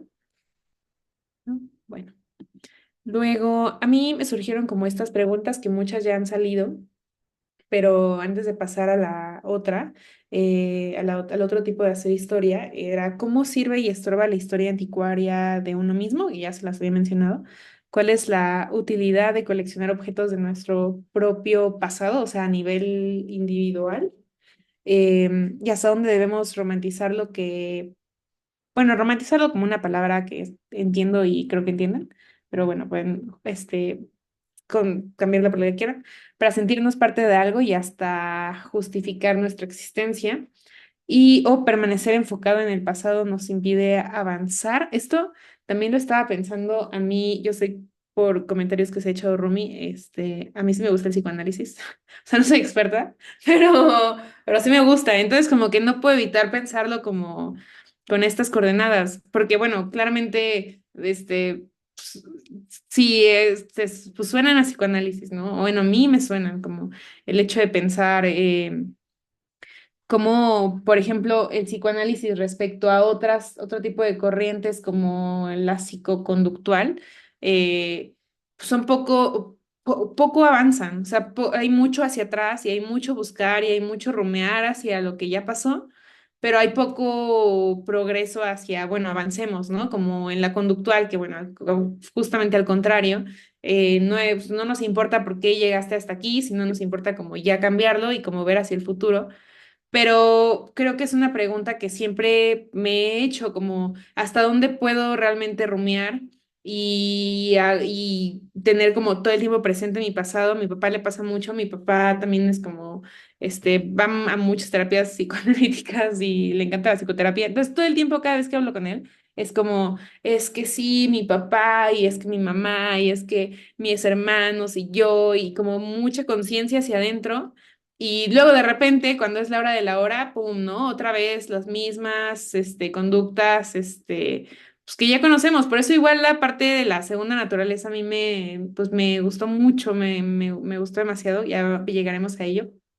Pero, pues esto, ¿no? Como hasta dónde, y lo hablábamos la sesión pasada, hasta dónde vale la pena recordar y hasta dónde vale la pena olvidar. Y eso, a mí es lo que me hace sentido. Que hace rato, por alguna razón, sonaban mucho más, potentes mis preguntas y ahora ya no recuerdo exactamente por qué las puse, pero bueno, ahí están. Rumi. Estaba pensando en el ejemplo que pusiste de tu abuelita, porque justamente una cosa que se preserva ahí, que diría Nietzsche, conservar, en el sentido de que quizás su conducta autodestructiva, como hipótesis, no porque sea real, ¿no? Con el pulque sería la razón por la que necesita una ofrenda, sería, ¿sabes qué es lo que resiste y insiste? Esa forma de vida, Ujú. ¿no? Y eso es lo muy interesante porque en su ventaja, qué útil nos es decir, bueno, pero murió haciendo lo que quería, ¿no? Y no solo como romantización, sino dentro de qué coordenadas, por qué efectos y para qué intenciones nos comportamos de cierta manera, ¿no? Y cómo es que eso aplasta otras formas de ver la vida. Porque, ¿por qué ahorra que queríamos vivir 90 años? O sea, ¿como para qué? ¿Con qué fin? ¿No? ¿Bajo qué Ujú. agendas? ¿Qué es lo que nos mueve? Y yo no con esto digo que nos vayamos a hardcorear y a drogar y a tomar pulque, no, sino lo que digo, que qué es lo que se puede conservar ahí en una función activa, para decirlo como con lenguaje nietzscheano, o en una cuestión positiva, como ventaja positiva, no, más bien como activa o como ventajosa, pues es esto justamente, ¿no? Que me permite ver que la vida es posible aún más allá de la grandeza de ciertos hechos como pura actividad del sujeto que se entregó al goce, ¿no? Y estas formas de vida son muy importantes como resistencias, incluso a discursos que nos parecen atractivos, ¿no? Los de izquierda, el socialismo, etcétera, que nos gustan, ¿no? Pero que también se puede ver la pregunta de por qué esas formas de experiencia y no otras, ¿no? Y al revés también, ¿no? O sea, ¿por qué ciertas formas de enaltecer la vida, ¿no? Como la vida es la sexualidad y no sé qué, no sé qué. Muchos nietzscheanos se quedan en eso de decir, bueno, es que Nietzsche reivindica el cuerpo y bla, bla, bla, ¿no? Pero justo esto que está diciendo Elisa y que se nos viene es que es segunda naturaleza también. Y en un orden de cosas donde todo es segunda naturaleza, el cuerpo también es segunda naturaleza, ¿no? Y lo que el cuerpo es en cada caso cambia y se puede leer así, ¿no? Por lo tanto, incluso la lectura que tenemos del cuerpo en términos de instintos, de deseos, de pasiones, es algo susceptible de otras legibilidades. Y por eso, esto que hace la historia anticuaria de conservar también va por ese sentido, ¿no? Porque mientras pones tu ofrenda, tú dices, bueno, pero se murió bailando, ¿no? ¡Sas! Otra forma de vida. Entonces, dentro de esto también, ¿qué hay? Como la capacidad de resistir a ciertas inercias de lo vital. ¿Cómo? A través de otras inercias de lo vital. Y ahí está lo interesante, ¿no? Sí, sí, correcto. Ay, ¿alguien más? Así, Demetrio.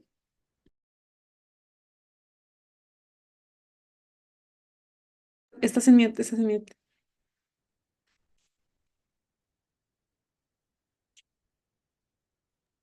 Ah, creo que ya, ya estaba hablando.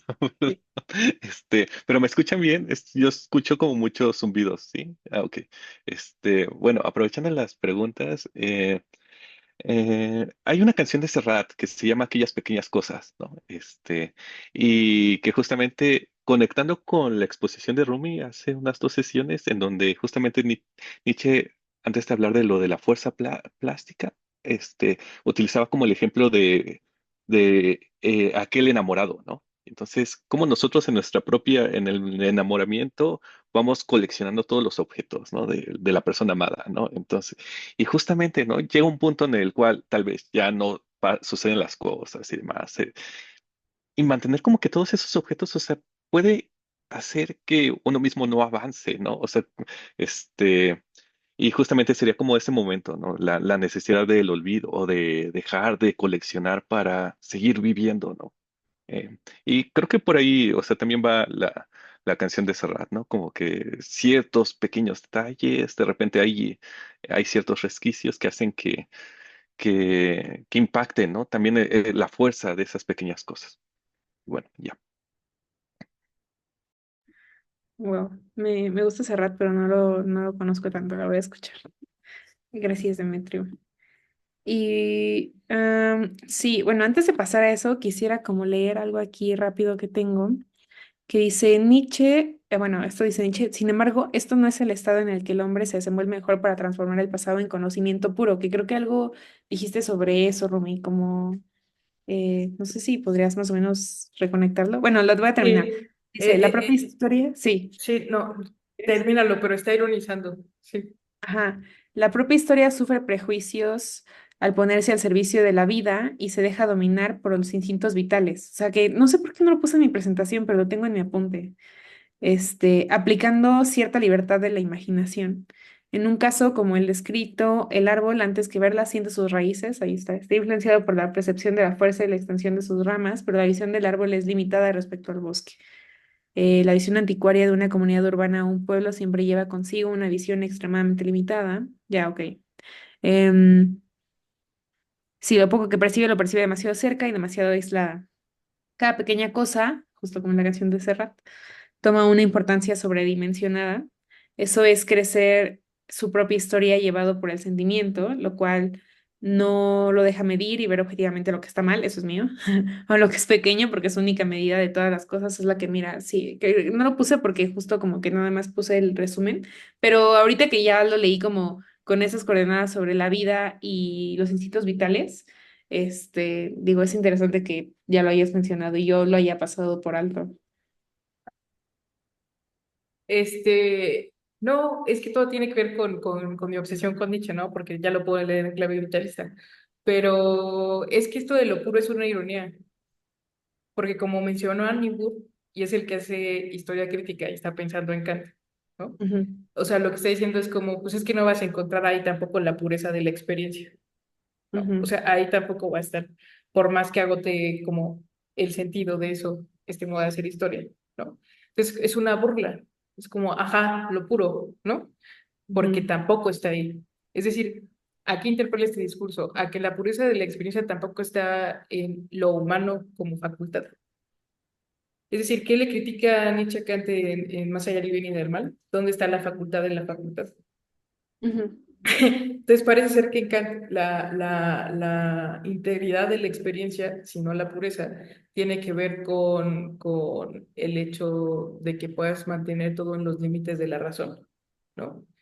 eh, y que de esa manera parece haber una naturaleza humana muy concreta. Y de hecho es algo que se lee en más discursos después de Kant. Por ejemplo, en Hegel hay segunda naturaleza, y de ahí lo saca Nietzsche, pero la segunda naturaleza solo es como un epifenómeno de la historia de la historia que hace el espíritu, bueno, la conciencia, ¿no?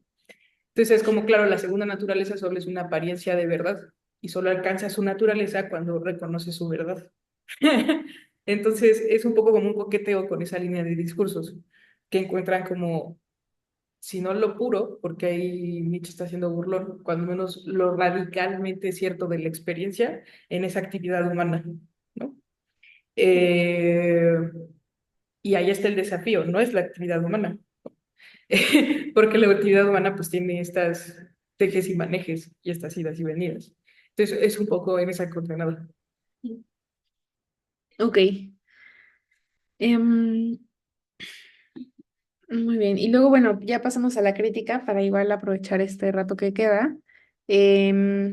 Voy a leer la cita. Para poder vivir, ha de tener la fuerza de quebrar y disolver una parte de su pasado.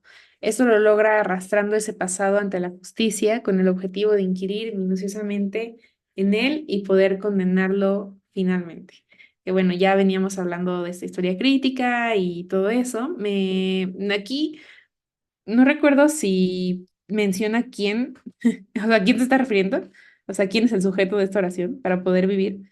Este, si es como la persona en general o este modo, no sé, o sea, si sea importante siquiera preguntárselo. No sé, Rumi, ¿qué opine? Porque creo que así empieza, o sea, pues no me recuerdo Está hablando del que usa la historia como, ok. más bien como para poder vivir el sujeto, ¿no? O la persona, porque no es sujeto, o bueno, para poder vivir la vida, ha de tener la fuerza para quebrar y disolver, ¿no? Y si lo quiere leer como en clave vitalista, pues para quebrar y disolver a otras vidas, ¿no? Sí, Pero sí, como sí. está hablando de el humano, pues de ese impulso de hacer historia, ¿no? Entonces es como, Sí, pues sí, sí, sí, sí, es en ese sentido. correcto. Este, ok. Muy bien, misión de y poder condenarlo finalmente. Sí. Bueno, quien vea la historia como de manera crítica, todo pasado merece ser condenado, pues tal es la naturaleza de la condición humana, lo que ya decíamos también hace rato. Siempre han imperado en ella la violencia y la debilidad.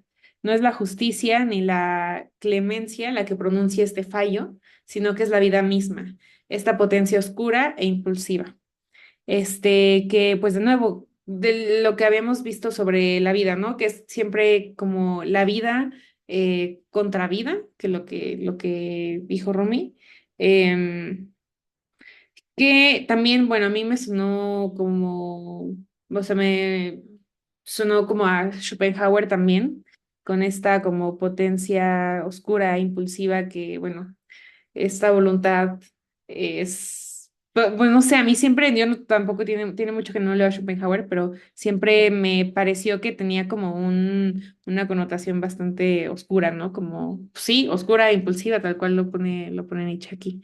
Su veredicto es siempre impiadoso, siempre injusto, porque nunca brota de la fuente pura del conocimiento. Aquí no sé si otra vez, o sea, yo puse como cuál fuente pura del conocimiento, pero también me parece curioso hacer la relación con que el modo anticuario era como guiado por una virtud piadosa y en este caso es como justo impiadoso, ¿no?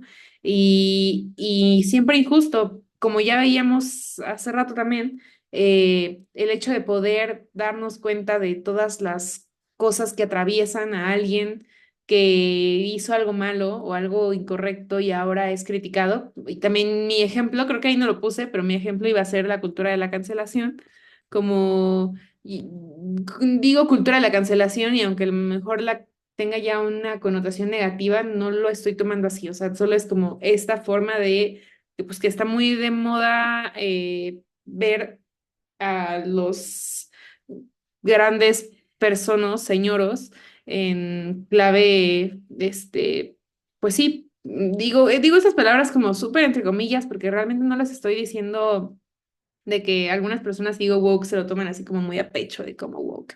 Pero bueno, es una forma de yo decirlo, ¿no? Como esta forma nueva que tenemos de leer y juzgar a las personas con estos nuevos criterios sin decir si es bueno o malo o correcto o incorrecto, pero es algo que está pasando y que creo que podemos como realmente experimentar todos hoy en día.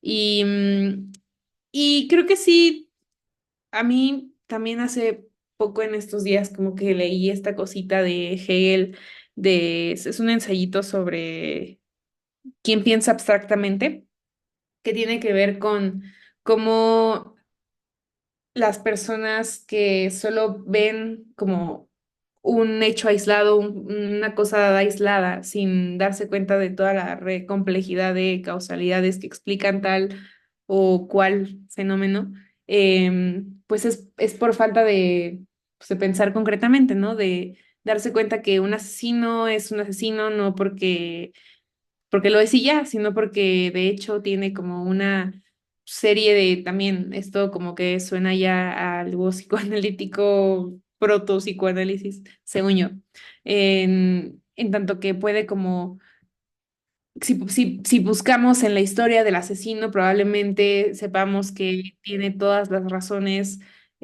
para terminar en eso, ¿no? Que esto puede ser como súper problemático porque pues implicaría justificar, entender y hasta empatizar con gente que es de la verga, pero de alguna forma creo que tiene que ver con eso, con que el hecho de que diga que es como siempre injusto. Quizás sea porque humildemente nunca vamos a realmente conocer todas las causas que orillan a alguien a actuar de tal o cierta forma, aunque, pues aunque lo intentásemos, incluso de justificar sería como, pues sí, yo lo veo así como incompleto.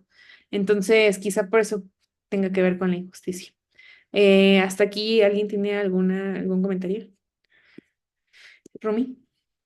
Sí, yo les iba a decir que esto de la historia crítica es bien bonito, porque todo el mundo piensa que esta es la historia chida para Nietzsche.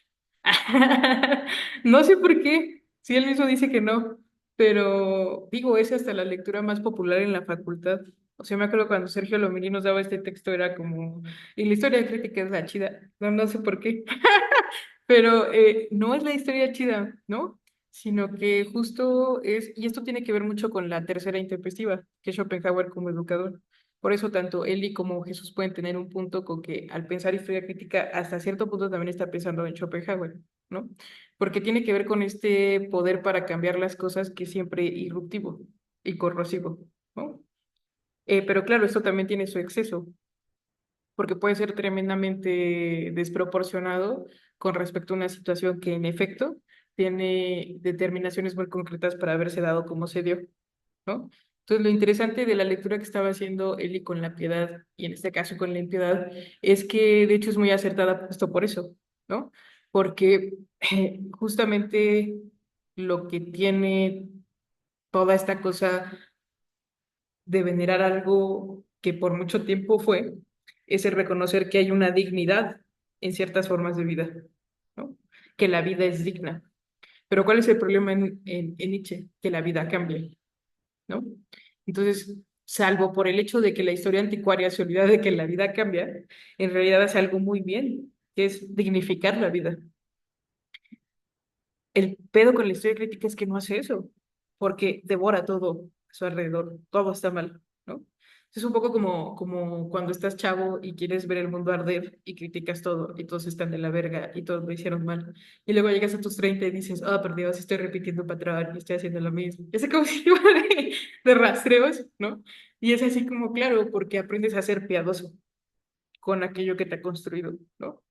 Y justo el exceso de la historia crítica es la incapacidad de conectar con tu contexto, con el mundo, con tu presente, con tu porvenir, con los demás, ¿no? Porque solamente estás como enfurecido contra aquello que se te ha hecho dado, ¿no? Contra esa segunda naturaleza que te está recalcitrando y quieres generar otra. Entonces es interesante porque el poder de las revoluciones o de los nuevos discursos es siempre crítico en la medida en que se sitúa como en resistencia o a contraflujo o en respuesta a una cierta forma de vida, ¿no? Pero por el otro lado puede ser tremendamente absurdo, ciego, bruto, estúpido para reconocer la complejidad de la vida en sus múltiples formas, ¿no? Entonces, claro, esta cosa del modo de ser crítico de la historia, sin esto tampoco están las otras, ¿no? Porque es este ciclo como raro. Creo que puede ser una manera de leer el eterno retorno, pero personalmente no lo leo así. Pero es que sí es cíclico, ¿no? Es como si todos pudiéramos pasar en diferentes momentos por estos eventos, ¿no? Y estarnos distribuyendo. Es decir, aquel que ahora es anticuario seguramente en algún momento hizo uso de su historia crítica para alimentar el modo de vida que ahora considera correcto, ¿no?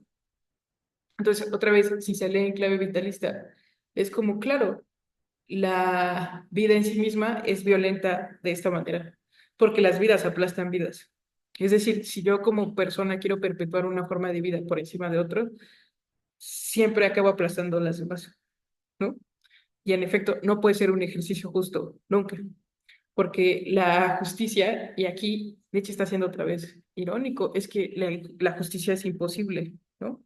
Porque la justicia implicaría esta cosa que a Nietzsche le molesta mucho, que es la neutralidad y la objetividad alemanas, ¿no? Es decir, en sí misma la vida es injusta. La vida como ejercicio de la vida no puede detenerse a hacer esas cosas, ¿no? Sin embargo, por eso mismo no es la chida, porque, y esto pasa muy desapercibido, o al menos pasaba desapercibido hace una década, cuando todavía nos daban el Nietzsche ético, que esto siempre es contextual. Por eso la crítica no es la chida, ¿no? Porque aquel que ignora todos los horizontes que están conformando su experiencia es también burdo, ¿no? En ese sentido, incluso aunque estuviera inventando un poco a Schopenhauer en esta historia, también sería de manera crítica, ¿no? Como, ¿de qué te sirve en el fondo que tu única acción ante el mundo sea pitorrearte ante algo que no entiendes, ¿no? Porque parece que lo único que le puede dar una determinación a la crítica es de hecho que puedes hacer ejercicio de las otras implementos que te son accesibles con otros modos de hacer historia. Sí, sí, sí, justo. Em, ay, Alejandra, ¿levantaste la mano? Ah, Alejandra, adelante. No te escuchamos.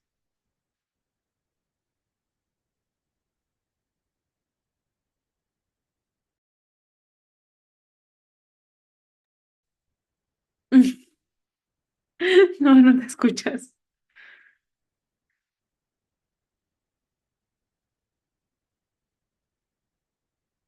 Estás en mute, igual tú, Rumi.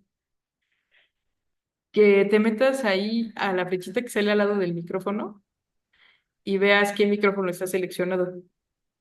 Ah, ¿yo? No, Ale. Ay, Y que selecciones el que es nativo de la computadora, ¿no? Ok, del teléfono. Ok. Si quieres, escríbenoslo y lo leo. Sí.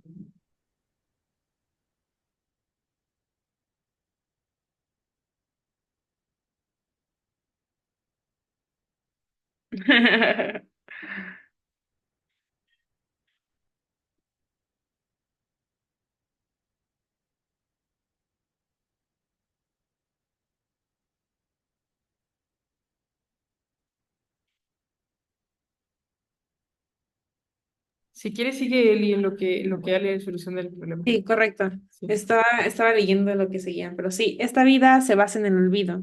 Exige un aniquilamiento temporal del mismo. Esto ocurre siempre que se revela cuán ilegítima es la existencia de las cosas y cuánto merecen perecer. Por ejemplo, los privilegios, las castas y las dinastías. Como que esta es la parte buena, ¿no? Como el hecho de poder no olvidar que han pasado cosas y es importante como recordar todas las injusticias en el caso de que merezcan perecer, o sea, como los privilegios, las castas, las dinastías y todo eso. En breve, pero me recordó mucho a Benjamin en el carácter destructivo. El resentimiento también es una parte mala de la crítica, es el león nietzscheano. Ok, sí, justo. Entonces, sí, como que a mí me pareció que pasa justo muy rápido, como estas son las ventajas y estas son las desventajas, ¿no? Aquí luego están ya para igual ir concluyendo los peligros. Desdeñar el pasado es olvidar que somos hijos de todos ellos con sus errores y que somos el resultado de sus aberraciones, falacias, pasiones y de sus delitos. Que esto pues tiene que ver también con que uno juzga siempre desde un podium, ¿no? Como con la superioridad de poder decir tal o cual cosa. O sea, hasta en el cristianismo es como nadie nos puede juzgar, solo Dios. Entonces como que el hecho de podernos subir y juzgar a las personas que han cometido, o sea, desde la visión crítica, implica de alguna manera olvidar que todo eso malo que decimos que hicieron es perder de vista que el hecho de que nosotros estemos en este podio es gracias también a las cosas que hicieron bien eh, alguien del pasado al menos, porque quien ve la historia crítica como, la historia como crítica, todo está mal, ¿no? Y eso también me recordaba a mí como a nivel de historia personal, o sea, no puedo evitar traerlo como hacia mí. Y también el hecho de que, bueno, eso, ¿no? Lo que decía Romy, como llegas a los 30 y dices como, bueno, yo todavía no he llegado a los 30 pero ya casi, yo ya estoy ahí, yo ya en mi mente desde hace años. Entonces, como que, el hecho de decir, claro, es que, me salí de mi casa y la única forma que conozco de relacionarme es a través de la violencia y los gritos y el dolor. Pero puedes perder también de vista que todas las cosas buenas que tienes al relacionarte también es gracias a esas personas, o sea, como a mis papás.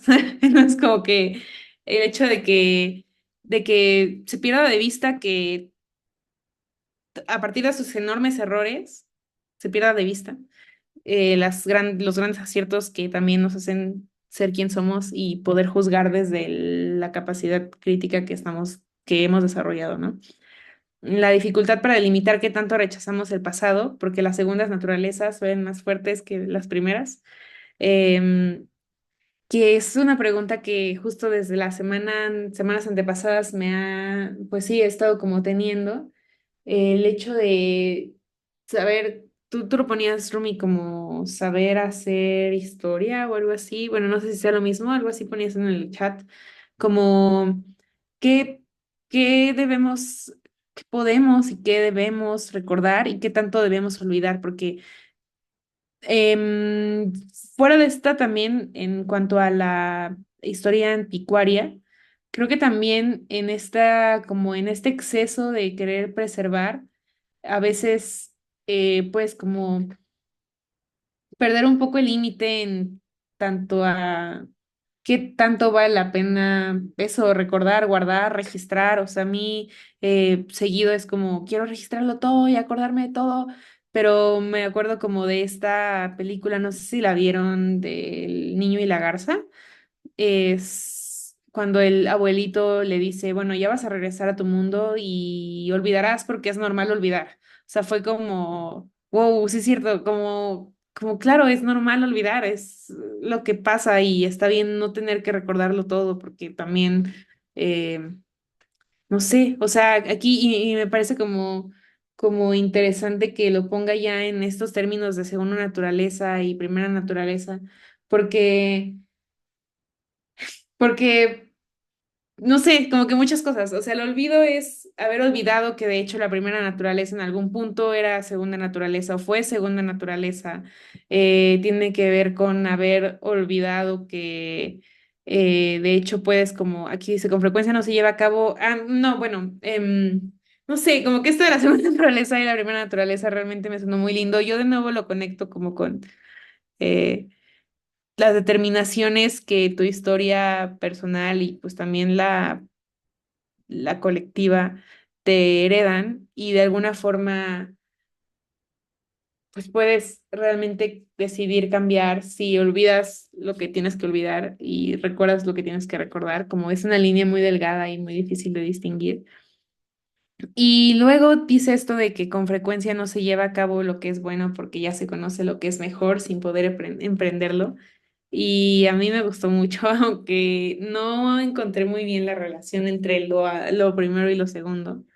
Em, entonces, no sé si Rumi quisiera como hacer un último comentario ya muy, muy global, Rumi. Sí, primero, ¿qué les parece si te quedan 3 diapositivas, no? No, ay, ya han de ser. Bueno, es que este es como un pequeño resumen que Ok. X, o sea, en mi caso. Yo creo que para hacerte justicia, porque está muy bonita tu presentación, la que sigue deberíamos de iniciar contigo acabando esto y empezamos a abordar más lo de la segunda naturaleza. Sí tiene que ver, porque no sé si les ha pasado que se encuentran al morro Bukowski, que sabe todo sobre el amor y tomar café en los días lluviosos y cosas así.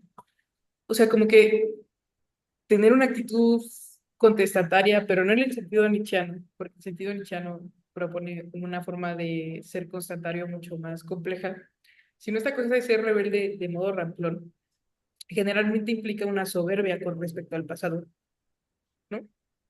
Entonces, como que es otra forma de ser ahistórico hasta cierto punto, porque no eres capaz de aristotélicamente presentar acciones que vayan de acuerdo con tu presente, ¿no? Con lo que requiere la situación, sino que simplemente entras con una actitud derrochadora y rompe puertas, creyendo que conoces una verdad y que es mejor que la de los demás, ¿no? Entonces es un poco como si está conectado con eso, porque es no poder dar cuenta de que quizá aquello que está instituyendo tu propio resentimiento hacia tu exterioridad, hacia afuera, tiene que ver con cómo esto se olvidó en ciertos contextos, ¿no? Entonces te hace ser como ciego, pues como una bestia rubia, ¿no? Entonces va por ese lado. Lo de la segunda naturaleza es súper interesante. Les doy un adelanto ya que ya vamos a cerrar, pero vamos a entrar con eso en el cuarto parágrafo, que es que lo de la segunda naturaleza es, piensen que en Hegel la segunda naturaleza es la cultura. Por eso en Nietzsche se pierde la distinción, porque todo es cultura, en efecto, ¿no? Entonces es como que no había naturaleza antes de la naturaleza, todo era segunda naturaleza. Y se va a ir un poco por ahí, pero como es muy grande y todavía no acaba él y tal, ¿qué les parece si iniciamos la que sigue, que ya voy a hacer el hábito de ver el calendario en vivo para escuchar mis dichos? No. Que es el 14 de noviembre, ¿no? Entonces, el 14 de noviembre, no sé si alguno de los presentes se quiere echar el cuarto o me lo echo yo, dado que ya pasó de metro y él, si Ale quiere, pero si Ale no quiere, yo puedo entrarle al quite o decirle a Jesús. Entonces, ¿cómo ven? Yo, sí, está perfecto.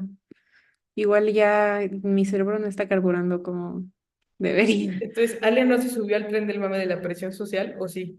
No entendí. ¿Nos va a exponer o no? ¿Qué dijo? Dado que no tiene micrófono.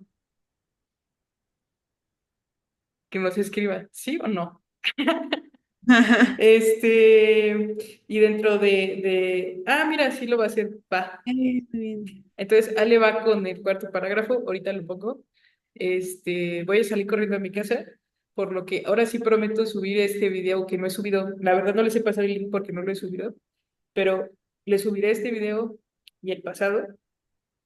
Y además les voy a pasar la ponencia que hicimos en el coloquio de Nietzsche, porque justo ahí hablo de segunda naturaleza, ¿no?